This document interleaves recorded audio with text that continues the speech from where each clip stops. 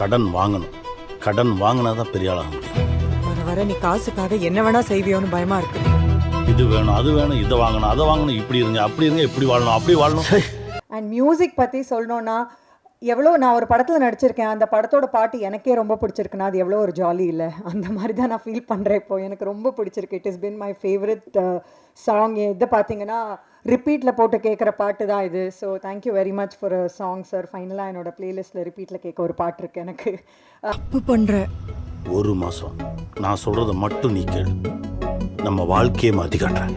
ஃபேமிலியை கூட்டிகிட்டு போய் எல்லாருமா எந்த வித கவலையும் இல்லாமல், ஐயோ நம்ம பசங்க இந்த படத்தை பார்க்கலாமா, அவங்கள கூட்டிகிட்டு போகலாமா, என்ன இருக்கும், அதெல்லாம் எந்த வரியும் இல்லாமல் ஃபேமிலியோடு போய் பார்க்கக்கூடிய ஒரு படம். நிறையா அன்பு நிறைந்த படம். இந்த மாதிரி ஆளுங்களை புடி, இவங்களுக்கு இன்சூரன்ஸ் என்னன்னு புரியவை. நிறைய அன்பு எளிமை இருந்துச்சு.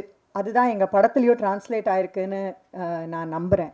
தைரியமா எவன் கடன் வாங்கி வீடு கட்டுறானோ அவன் தான் கோடீஸ்வரன். ஓஹோ.